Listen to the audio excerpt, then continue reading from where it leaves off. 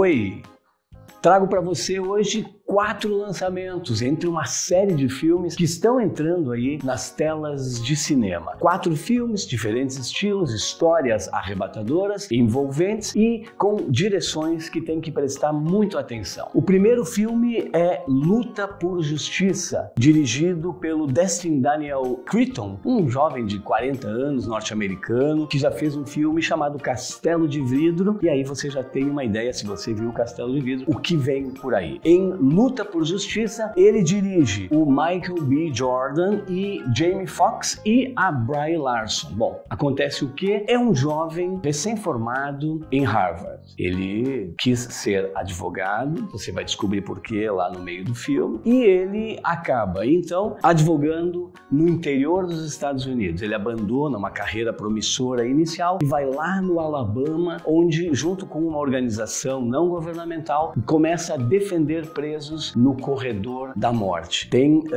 um envolvimento muito importante emocional nessa trama. Ele é um jovem negro e está lá numa comunidade que tem se demonstrado muito racista, incluindo aí as condenações de pessoas como o Jamie Foxx, que está lá no corredor da morte. É nesse momento, então, que o jovem Michael, vivido pelo Michael B. Jordan, encontra o personagem que é o Walter Macmillan. Mas eu estou falando aqui de uma história baseada realmente em fatos que aconteceram. Nesse encontro, o jovem advogado começa a entender muito mais as questões relacionadas à injustiça que pode se cometer dentro de um sistema corrompido. Esse homem negro, falsamente acusado de um crime, então acaba envolvendo em uma trama que é a trama de tribunais. Se você deve estar acostumado a filmes de cortes, de julgamentos, vai encontrar aí alguns momentos, mas o filme se desenrola muito também fora dos tribunais.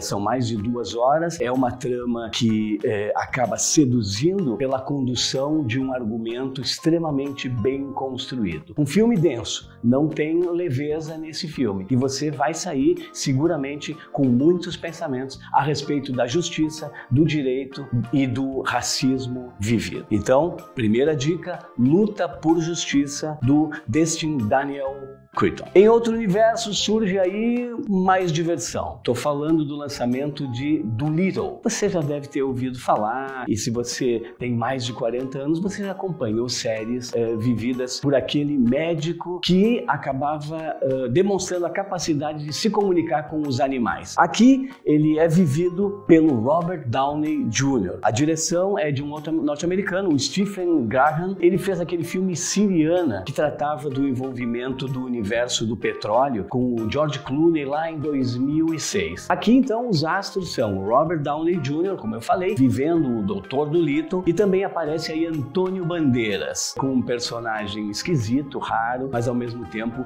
que faz criar uma trama bem envolvente. O personagem do Dr. Dolittle é lá dos livros do britânico Hugh Lofting, que foi filme, foi série e foi desenho animado também. Aqui o longa então vai contando a história do Dr. Dolittle, que inicialmente está lá recluso depois da morte da sua amada, e com a chegada de um outro personagem, de um jovem que vai acabar querendo ser seu aprendiz, ele acaba retornando para um universo de ação e aventura. Tem aí um envolvimento na trama onde ele é chamado a salvar uma descendente do trono real, tal, e aí ele tem que ir a uma ilha para buscar um antídoto, encontra vários personagens que estão tramando contra a rainha. Então, aventura garantida e com os jeitos e trejeitos aí do Robert Downey Jr. E, sobretudo, nos diálogos entre os animais com o Dr. Dolittle, numa aventura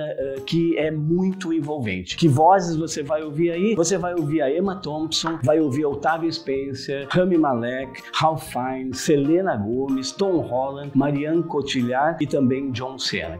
É um desfile de personalidades do cinema dando voz a animais que se tornam envolventes no meio da trama do reconhecido e conhecido Dr. Dolittle. Uma diversão para várias idades. Ainda no universo de diversão, tem aí O Chamado da Floresta, um filme dirigido por um outro americano de quase 60 anos, aí o Chris Sanders, que você deve ter visto algo dele quando você percebeu o trabalho de Lilo e Stitch e também de Como Treinar o Seu Dragão. Ele é o nome por trás dessas tramas. Ele é um grande animador também e agora dirige esse filme, que se trata também de uma adaptação para o cinema do clássico livro escrito pelo Jack London, que já virou filme, virou série de TV, virou filme de televisão e teve até um envolvimento aí em produção 3D. Lá em 1935, ele foi O Grito da Selva, vivido pelo Clark Gable. Em 1972, ele foi Catástrofe nas Selvas, com Charlton Heston, e depois virou filme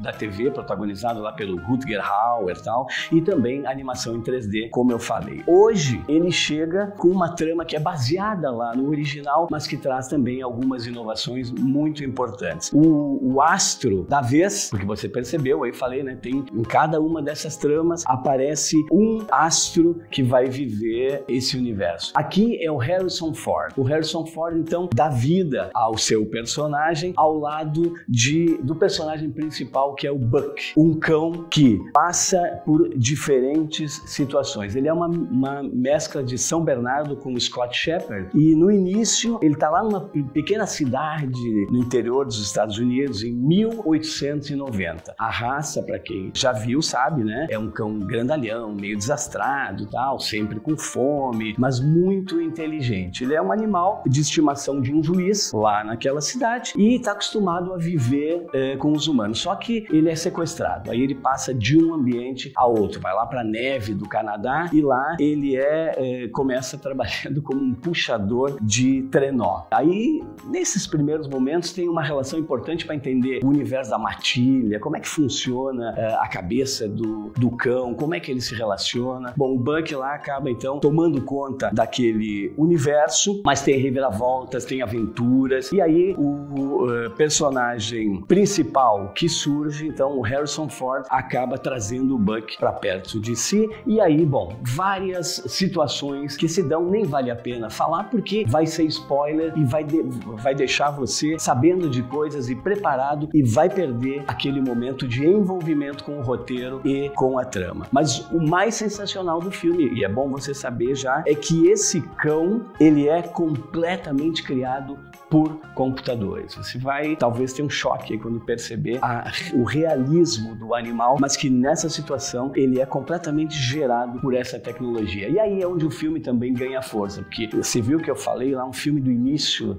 1930 e algo, e agora nós estamos falando em 2020, quer dizer, uma mesma trama trabalhada com alguns elementos novos, mas sobretudo com um universo tecnológico atual, permitindo que se possa fazer uma releitura daquela relação. Claro, estamos falando aqui de um universo de um mascote, de um pet, e a gente hoje, quem está envolvido nesse universo, sabe o que isso significa nas relações contemporâneas. Então, um filme que vale a pena ser visto, sobretudo pela garotada, que vai achar sensacional essa relação homem-animal em diferentes momentos. Então, uma dica importante para você aí é O Chamado da Floresta, do Chris Sanders. Para finalizar, tem algo que ainda remete à literatura e também a algo um pouco sombrio. Estou falando de Maria e João, o Conto das Bruxas. A direção desse filme é do Osgood Perkins, é um norte-americano que traz a nova versão desse terror do conto criado pelos irmãos Grimm. Tem aí uma menina que você tem que prestar atenção. A Maria da trama é vivida pela Sofia Lillis, que lá no filme It, a Coisa, ela se revelou como uma grande promessa do cinema. Ela vive então a Maria, a garota Maria, que juntamente com o irmão menor, o João, depois de uma crise enorme que vive a cidade, a família, eles estão sem ter o que comer, sem ter como viver, eles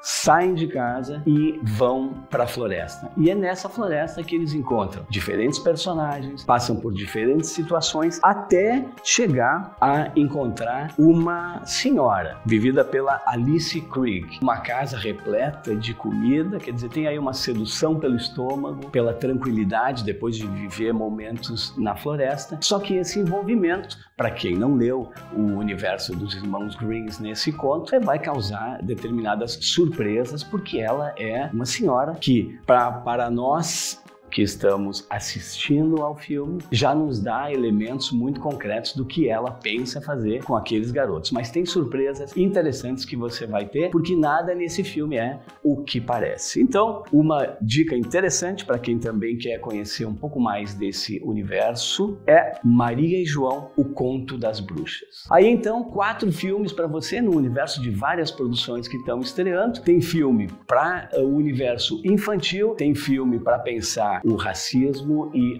o julgamento lá nos Estados Unidos, e também tem filme para entender um pouco mais a relação entre o humano e o animal, pensando também na tecnologia que hoje está disponível nos cinemas.